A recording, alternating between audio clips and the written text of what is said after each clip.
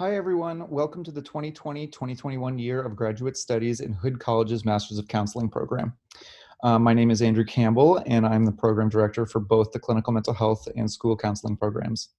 The core counseling faculty and I are beyond excited to have you. While I know this probably isn't how you imagined the start of your grad studies would go, know that we're working really hard to ensure that you'll be able to learn all the skills and content that you need. You'll be able to connect to peers and colleagues, and you'll come out of the program with the skills that you need to become fantastic new therapists that the world is definitely going to need. Welcome to Hood. Hi, everyone. Welcome to the Clinical Mental Health and School Counseling Orientation Overview. I am Dr. Andrew Campbell. I am the program director for both of the specialties. And we're going to see what we can do here with this Zoom format. So I hope this works well on your end. And either way, let's get to it. So I'll try to keep this relatively short. I want to make sure we go over some of the key parts of the program. And this will be posted in our Blackboard, our graduate school Blackboard space that you'll have access to. So you'll be able to come back to this if you need to. But as a reminder, we also are having our full orientation that will be substantially longer than this and include a question and answer period and all that kind of thing. So you have lots of opportunities to hear about the program. You can use this as kind of a shortened, brief breakdown of the different parts of the program. And then hopefully you're able to come to the synchronous part, which is live via Zoom. And we can kind of answer any questions that you might have and go into more detail at that time as well. And you get to meet all the different faculty members as well. So today what I'm going to do is I'm going to try to keep this relatively brief because I know Zoom, the recorded Zoom, are sometimes a little bit boring. So I'll just try to hit some of the highlights. So first, just let you know who our faculty are, discuss some of the program objectives, again, fairly light touch. The specialties in the program planning process, I'm going to go over those a little bit more because that is really important, and it's a key step at the beginning of your time in the program where you and your advisor need to break down what your plan will be. Briefly touch on CACREP and our assessment process, which I will acknowledge. Accreditation is not the most exciting thing in the world, but I just want to give you a heads up. The field placement process, which is practicum and internship. And then going over some of the professional and post-graduation opportunities that exist. So, and as I said previously, for all of these topics, we have the student handbook. It will be on the counseling Blackboard site. You will get emailed a copy of it. It is your kind of go-to guide. It is very extensive. There's tons of details. So I'm doing kind of like a light touch of all the contents that are in the student handbook as well. All right, so your core faculty, we have 5 core faculty members, Drs. me, Dr. Cocker, Dr. Mead, Dr. Shane, and Dr. Smith. Dr. Shane is your practicum and internship coordinator, and I, as I said, am the program director, so we're kind of your go-to administrative folks. So any of the other folks might be your advisor, so if that's the case, make sure you reach out to them for any any program planning sort of questions. And then we have one affiliate faculty member, Dr. Diane Graves. She's a clinical developmental psychologist. She teaches our human development and our diagnosis classes. And then we have the wonderful Ms. Carrie Eiler, who you've probably emailed with already. She is our administrative assistant. She really runs the program. We couldn't survive without her, and she's your go-to person if you need anything. So the program objectives. Now, these are not the most exciting things in the world, so I'm just going to break them down for you in one word or two. Essentially, the program objectives break down into each of your core courses, and then the specialty objectives are your specialty courses. So the first one is on the profession and ethics. The second one is on cross-cultural counseling. Third is on human development. Fourth is on theories and careers. So that one actually breaks apart a little bit. Fourth one is on techniques, counseling techniques. I'm sorry, that's fifth one. Sixth is on group counseling. Seventh is on assessments and tests. Eighth is on research and how to read it and how to write it. And then we shift, so those are your 8 core program objectives. Then we shift to the specialty focused objectives. So school counseling, the 9th objective is really about the foundations of school counseling. 10th is related to context and kind of the roles of school counselors on different teams and that kind of thing. And then 11th is about specific school counseling strategies and interventions. And then we switch to clinical mental health. Our 12th is on the foundations of clinical mental health work. Again, 13th is on the context for the clinical health practitioners work in, so working on teams, working in different contexts, hospital systems, that kind of thing. And then 14th are more specific clinical mental health techniques, such as intake interviews, mental status exams, various other elements, documentation, these kinds of more advanced elements as well. So just as a heads up that our program's objectives align with the grad school's core outcomes. So all of Hood's graduate school programs have selected these 6 different items: communication, research, critical reasoning, problem solving, diversity, and professionalism as key outcomes that we want you all to learn over the course of your program. Now, you probably bring a lot of knowledge about these areas as it is, but we want to make sure that these are kind of embroiled into each of the different graduate programs in the school. So you can see how our core objectives do kind of link more largely with these different ideas. All right, program planning. So what follows are just a couple of different breakdowns for how you can conduct your program. So we call these the suggested course sequences. Again, a reminder, well, 2 reminders. First, this is a sample and it can change. And second, that there are a whole slew of these suggested course sequences in your student handbook. And they include kind of 3-year plans, 4-year plans, 2-year plans, 3-year plans, 4-year plans, 5-year plans, starting in the fall, starting in the spring. So there's a whole bunch of different options in there. So I want to make sure that this is just an example, and then you can go there for kind of more specific examples.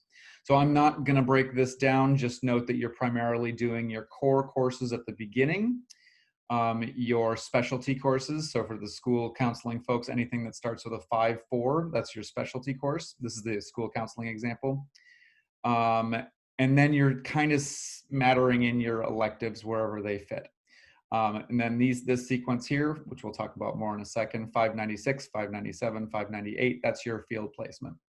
We'll talk about that more in a little bit. So you'll notice that this 5-semester sequence generally would be fall, spring, summer, fall, spring, and then you would graduate at the end of that point. Note that this full-time enrollment is very heavy. You are full-time if you take only 3 classes a semester as well, but this is if you're trying to finish the program as quickly as you possibly can. Clinical mental health, so you'll note there's slight differences in coursework here. You'll note any 5-3 is an advanced clinical mental health course or specialty course. So again, you start with your core, you move, kind of shift slightly into your specialty during those 2nd and 3rd semesters, start your practicum, internship 2, and the electives kind of fit in wherever they can. Note that some of these courses, 500, 501, 504, 511, those are really the basics for both the school and clinical mental health. Those are the prerequisites for a number of different courses, so you want to get those out of the way as early as you can. And then again, this is an example of how part-time enrollment might look. So you can see we broke this down over 8 semesters. The E's here indicate elective. And so this is just another option if you're only planning to take 2 or possibly 3 classes per semester. This is a way that you could fit that in. Again, your field placement sequence here is at the final 3 semesters. And ditto here for the clinical mental health, right? This is the part-time breakdown. So CACREP and assessment, many of you probably know that CACREP is our accrediting body. It's a mouthful, but it stands for the Council for the Accreditation of Counseling and Related Educational Programs. It's a terrible acronym if you ask me. We were accredited for the first time during summer of 2019, and that 2-year accreditation will run through fall of 2021. We go up for reaccreditation, actually. We go up for reaccreditation. We submit our materials in April, and then we would be reaccredited in October of 21. It might be a source of anxiety to know that we have to go up for that again. I will say I have a lot of confidence that we're going to do it. We only had a couple of items that CACREP said, pay attention to that, make sure that you figure that out. when we first got our 2-year accreditation, and all of those items we have successfully addressed. So I feel a lot of confidence that we'll be fine. And you can reach out to me. My email address is at the end of this presentation if you have any questions about that. So really, the crux of CACREP is about setting up a program and then that has the proper counseling, kind of the required criteria for what it is to be a good counselor. And then more practically, how CACREP comes into your life is via the assessment around these 3 different areas, which are known as professional dispositions, knowledge, and skills. And you'll see this language on a lot of syllabi and a lot of evaluations and things like that. So the goal is to assess if our students are learning the technical skills. So that means kind of, do I know what to say if a client says something to me? The content knowledge. So for example, that would be, do I know the licensure process, or do I know Freud's theories, or, you know, that kind of thing. And then the professional behaviors. Do I know how to maintain a boundary? Do I know how to properly craft a professional email, respond to client inquiries, these sorts of things, to be good counselors. Per CACREP and their requirements for us, we use a number of different tools. And so I'll throw a couple of these acronyms out for you that you'll see. The key assessment performance assignments, the professional dispositions assessment plans. There's also a number of other ones, KPIs, SBs. I really like acronyms, so everything is an acronym. But the point is that throughout the program, in different courses, and just after you complete a certain amount of time, we will conduct different assessments with you to determine how are your skills, how is your knowledge, and how are your professional dispositions. And if something is lacking in any of those areas, it's okay. It just means probably you're at the beginning of the program and maybe you haven't had experience with this X element. But we'll do our best to bring it to your attention, because we want to make sure that we identify those areas that might be concerns for us and concerns for you if you want to be an effective counselor. And then we can make sure that we move along essentially and target those things and work them out with your advisor, with the professors. We're here to support you and make sure that you're successful. So we want you to learn all those skills. So field placement is the part of the program that often causes people a lot of anxiety. Field placement, the process of it involves first working with your advisor, and then the practicum and internship coordinator, who currently is Dr. Shane, although that position can sometimes rotate, to identify a site that fits with your interests and geographic and temporal requirements. And so you work and you figure out this site, and then your field placement is a 3 semester sequence that includes practicum, internship 1, and internship 2. And it's usually conducted during the last 3 semesters of your program. So this is really the culmination. It's almost like your thesis, but because counseling is such a practical field, it doesn't really make sense to have you write a really long paper and not actually go and practice with clients. So we want you going out there, and I usually say practicum is basically about dipping your toe in the field. You have a very close supervisor at your site who will watch you and kind of slowly nudge you into the different kinds of counseling work that we do. And then internship 1 and internship 2 are really on the ground counseling work. You generally, well, we'll talk about the hours on the next slide, but you're doing a lot of the same things, just with the close supervision of a licensed supervisor who knows what they're doing and knows what to look for. So they're kind of your home base. And then we also offer supervision as the faculty from the program. One thing I always want to put out there for folks is that you'll note this is in italics, so it's obviously a big deal. Note that it is exceedingly difficult to complete internship while working full-time. So please talk to your advisor if that is your intention. Internship involves around 25 hours a week at your site. And so working full-time, that would be 65 hours a week, not including any sort of, fun time or downtime for yourself or your studies or anything like that. So do talk to your advisor if that's your plan, and we can figure out the best ways to deal with that. So this is just further breakdown. Note, so practicum is 100 hours, and then each of the internships are 300 hours. These direct hours relate to how much time you're actually face-to-face with clients. These are true for both school counselors and clinical mental health counselors. Obviously, you are in different sorts of sites depending on which specialty you're in. So K through 12 sites in a variety of districts in our area for the school counseling students. And then community mental health agencies, hospitals, private practices, rehabilitation facilities, anything like that for the clinical mental health. We have a list of sites that we're already affiliated with, but we also are very open to working with you if you have a site in mind that isn't on our list already. As long as they're able to fulfill what we require of them, which is really what CACREP requires of us, then we're happy to develop an affiliation with them and kind of set up a partnership where you would work there and be supervised them, and then also go to class and be supervised by us as well. A note that the student handbook has a lot of extensive information about this in terms of thinking about if I want to start this semester, then what are the steps that I have to take before that. So if you are, especially if you're planning on going through the program quickly, I would encourage you to take a look at the practicum and internship parts of the student handbook, excuse me. Just a couple other items here, and this mostly has to do with the profession, organizations within the program, and then kind of what happens after you graduate. Licensure and certification. So this is on graduation. Licensure is the main goal of the program for clinical mental health students. That's the terminal licensure, the terminal accreditation, certification, whatever language you want to use.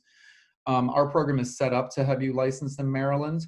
So all of your classes are designed specifically so they fulfill all the requirements of the Maryland licensure.